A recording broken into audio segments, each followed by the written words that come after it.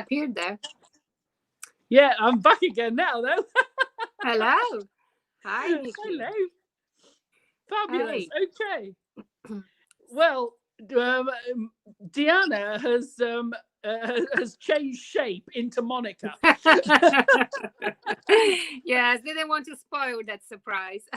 Well, absolutely, because we are having some technical problems with Deanna's feed. So we're actually going to talk to Deanna about astral travel and astral projection very soon.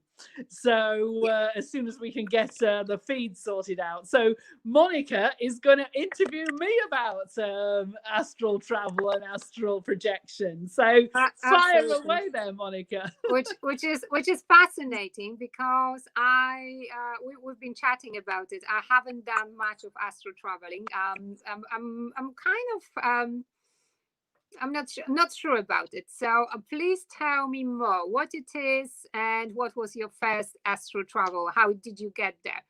My experience, well, yeah, with most of my experiences, I don't ask for them, and I don't they just sort of happen, usually when I'm least expecting it. So what happens is that you actually use your astral body, and you sort of go out of your body and in your spirit, and you go and you actually go to these different destinations.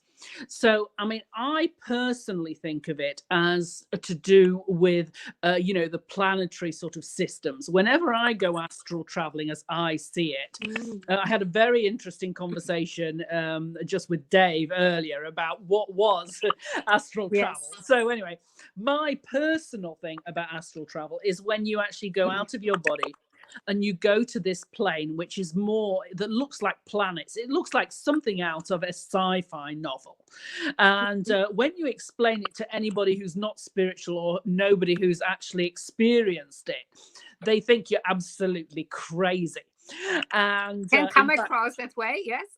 Absolutely. Well, I'll tell you, one of the times that it happened to me when I was actually in a car, and I was literally driving along in the car, and suddenly I was in a sort of planetary system. I absolutely thought that I was going bananas and bonkers, and it was really cool. But I actually was discussing this with Dave, and what happened was, I said to Spirit, look, I've just had this amazing experience, but are you sure that I'm not going totally crazy? And can you give me some sort of proof that what I saw was real? And they sort of said, well, what do you want to know? And I said, well, I'd like to know when my aunt would die. Anyway, to cut a long story short, they actually told me that she would die on the Monday.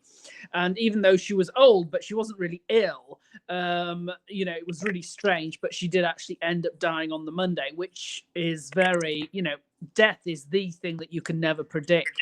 So from that thing, I just, okay, I've got to believe in it and stuff like that. Oh my gosh, that was a proof. Absolutely. I did listen to the interview with David, and it was interesting to hear his point of view as well.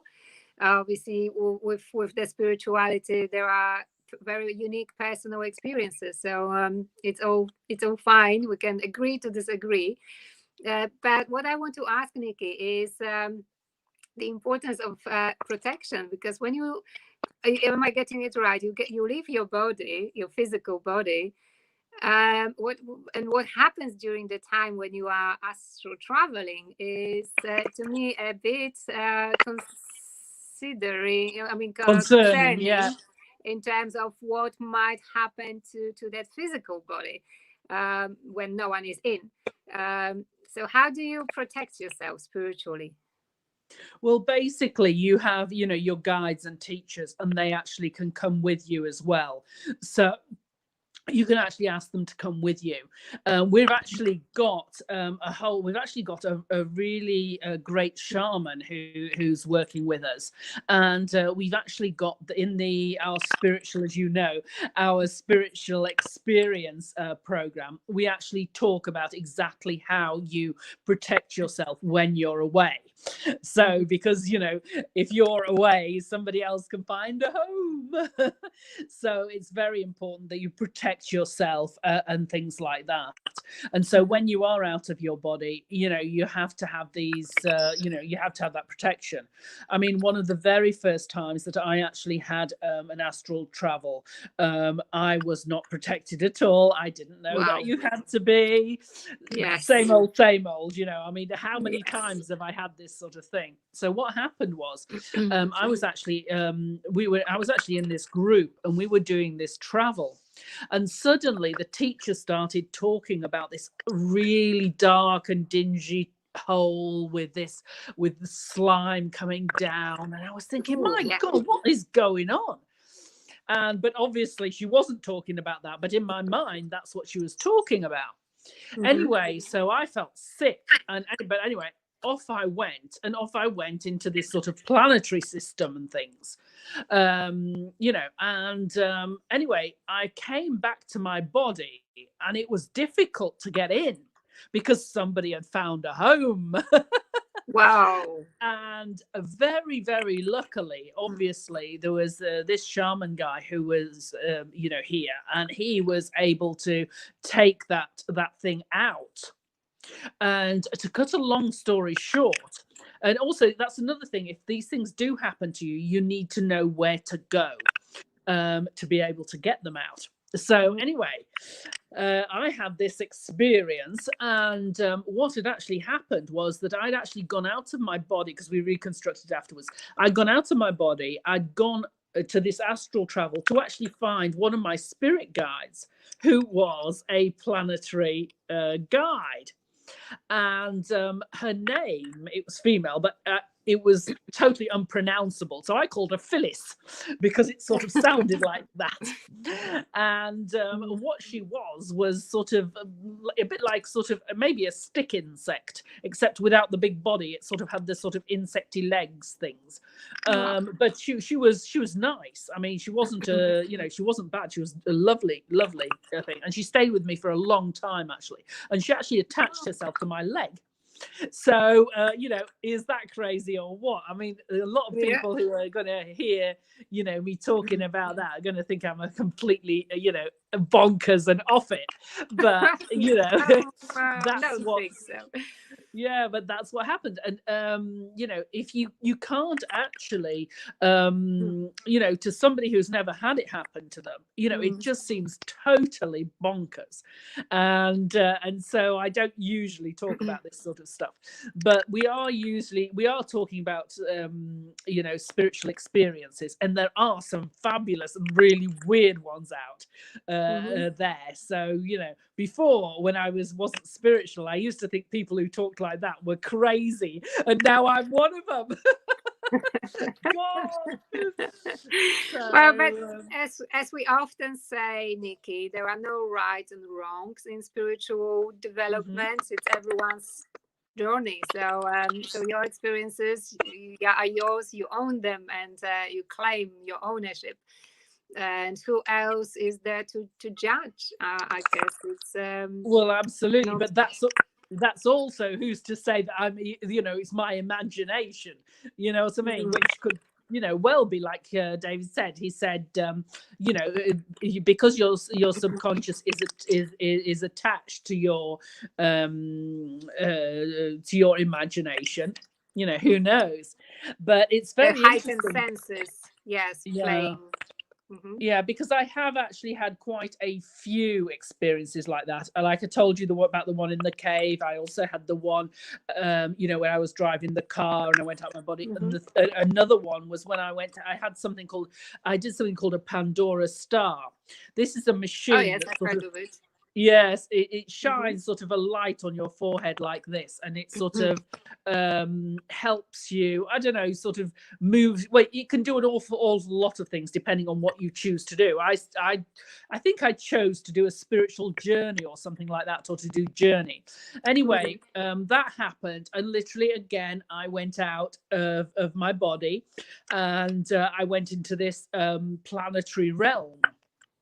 And so I saw it in all sorts of different angles. It was really sort of weird, but it was another planetary system. And I've just recently had one as well, which was about 2 or 3 days ago, when I was with some Brazilians that are up at the Abruzzo Borgo, and we decided we were going to have a meditation.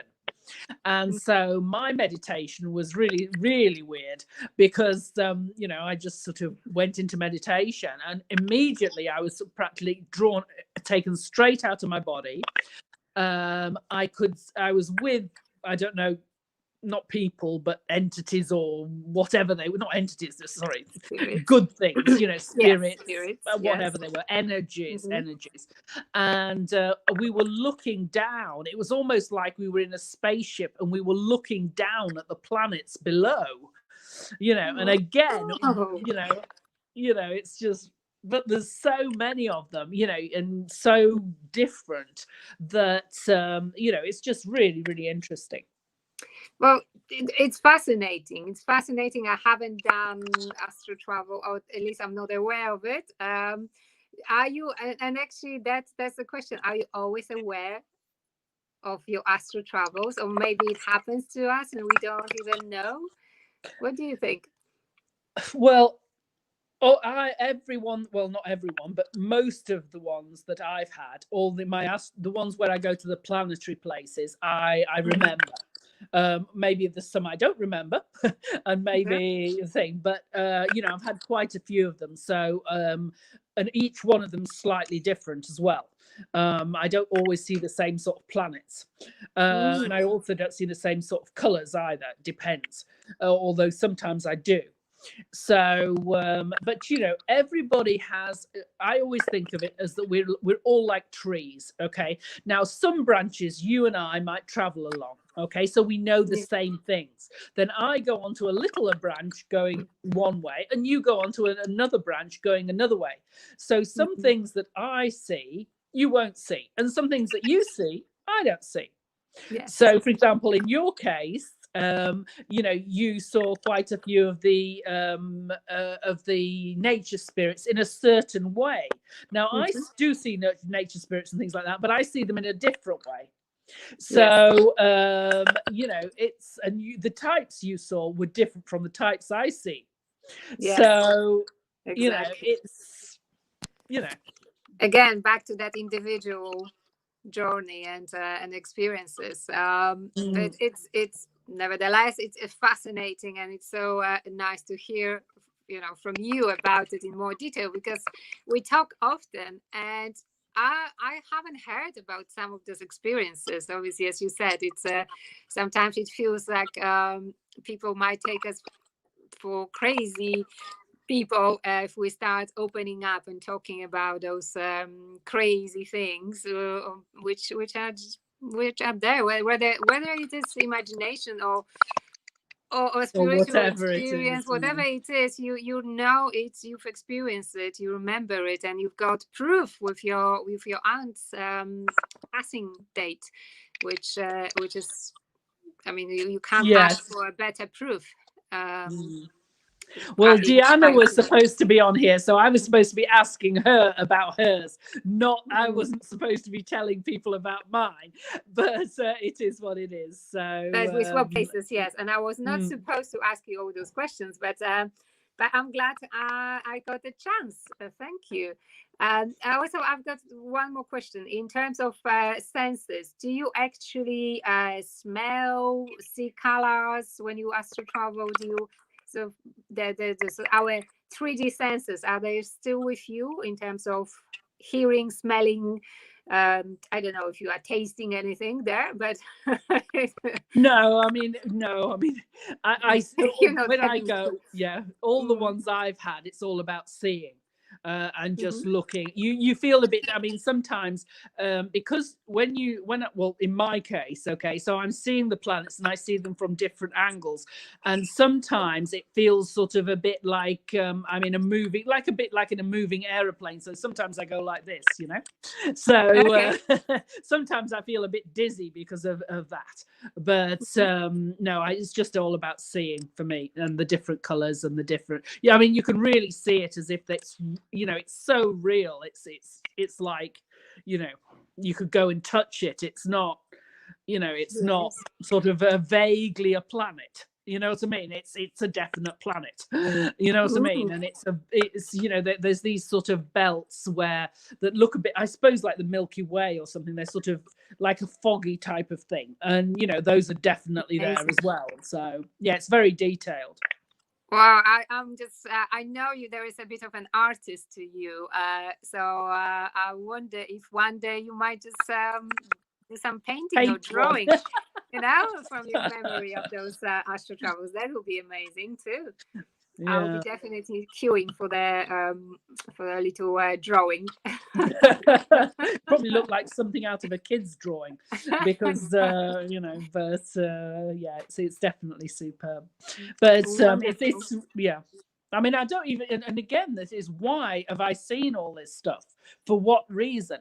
I mean, usually a spirit shows me things so that when people like teachers and people like that, I can understand where they're coming from, because usually I've seen or done what they've done. I'm not a teacher, but these guys, you know, I can sort of understand exactly where they're coming from, because I have had that experience, and they usually can sort of emphasize. I can emphasize with them, and they can emphasize with me, because we have this same sort of experience. And so usually spirit shows me by experience, which is really beautiful, because I've had some amazing experiences, but then of course I've also had some really horrendous ones too.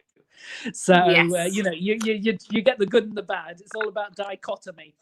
Oh my God, of course, absolutely. The good wouldn't exist without the bad one. That's the polarity of our experiences, I guess. But that's so fascinating. Thank you so much, Nikki. I'm not sure if you want to add anything to your experiences, to your stories. No, I mean, that's enough for now. That's enough for now. Absolutely. Thank you so much, Nikki. Okay, take care. We'll be chatting soon. Bye. See you, everybody. Have a good evening. Bye for now. Thanks. Bye.